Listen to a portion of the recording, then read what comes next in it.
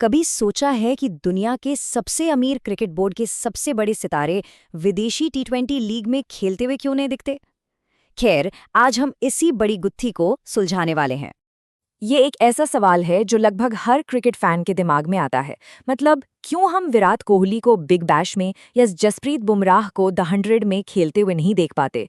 तो चलिए आज इसी सवाल की गहराई में उतरते हैं। इस पूरी कहानी को समझने के लिए हम इसे 5 हिस्सों में देखेंगे।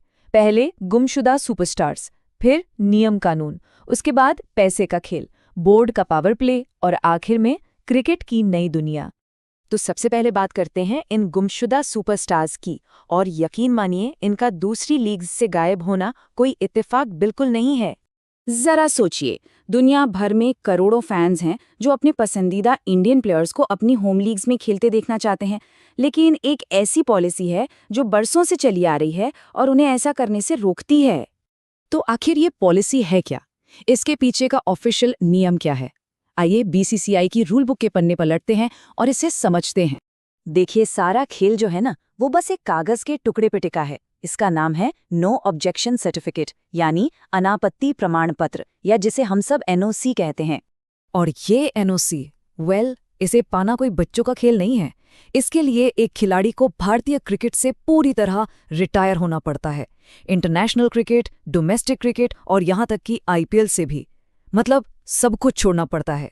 ये एक बहुत बहुत बड़ा फैसला है। तो अब सबसे बड़ा सवाल, आखिर बीसीसीआई इतने सख्त नियम रखता ही क्यों है? और इसका जवाब, जैसा कि ज्यादातर मामलों में होता है, पैसे में छुपा है। बात है एक्सक्लूसिविटी की। यही आईपीएल की सबसे बड़ी यूएसपी है, उसका तुरुप का इक्का। सोचिए, ये इकलौती ऐसी लीग है जहां दुनिया के टॉप प्लेयर्स इंडिया के टॉप प्लेयर्स के साथ खेलते हैं। अगर हमारे स्टार्स हर लीग में खेलने लगे तो आईपीएल का ये जो एक्स फैक्टर है ना, वो खत्म हो जाए। और ये मॉडल कितना कामयाब है, ये नंबर देखिए, $11.2 बिलियन। ये दुनिया की कई बड़ी बड़ी स्पोर्ट्स लीग से भी ज्यादा है। और इस पूरी इमारत की नींव यही एक्सक्लूसिविटी है। लेकिन कहानी में एक ट्विस्ट है। हाल के कुछ सालों में आईपीएल की वैल्यूएशन में थोड़ी कमी आई है, और ये गिरावट बीसीसीआई पर और ज्यादा प्रेशर डालती है कि वो अपने इस ताज के हीरे को किसी भी कीमत पर बचाए रखे। सवाल ये है कि ये रणनीति कब तक काम करेगी? और हाँ, इस रणनीति से हर कोई खुश नहीं है।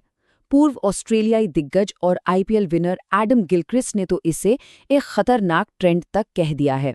उनका मानना है कि ये जो एकाधिकार बन रहा है, वो क्रिकेट के ग्लोबल बैलेंस के लिए अच्छा नहीं है। तो सवाल ये उठता है कि बीसीसीआई के पास इतनी पावर आती कहाँ से है? इसका जवाब छिपा है बोर्ड और खिलाड़ियों के बीच के कॉन्ट्रैक्ट में।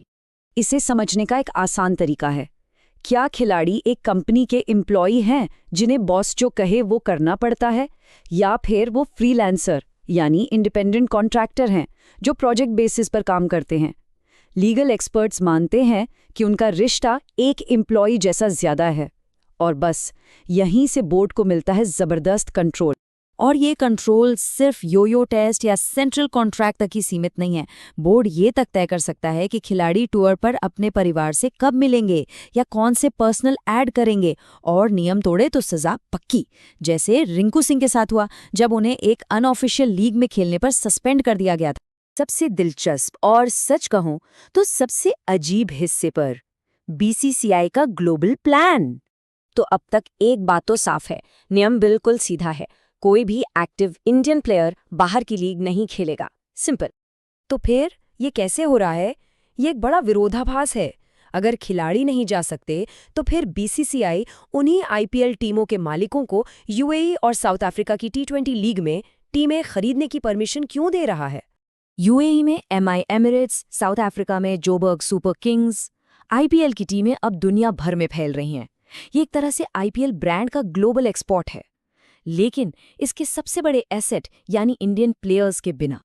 हाँ, हाल ही में एक छोटा सा अपवाद जरूर देखने को मिला जब कुछ युवा खिलाड़ियों को ट्रेनिंग के लिए विदेश भेजा गया। लेकिन ध्यान देने वाली बात यह है कि उन्हें सिर्फ ट्रेनिंग के लिए भेजा गया, लीग में खेलने के लिए नहीं। मतलब ये छोटा सा कदम भी असल में बड़े नियम को ही और पुख्ता करता है। तो आखिर में ये हमें एक बहुत बड़े सवाल के सामने लाकर खड़ा कर देता है। जैसे जैसे आईपीएल का ये ग्लोबल साम्राज्य फैल रहा है, क्या खिलाड़ियों और बोर्ड के बीच का ये रिश्ता भी बदलेगा? क्या खिलाड़ी हमेशा सिर्फ कर्मचारी बने रहेंगे या इस नए वर्ल्ड ऑर्डर में वो पार्टनर बनेंगे? इस पावर गेम का जो भी नतीजा होगा वो क्रिकेट के भविष्य की तस्वीर तय करेगा।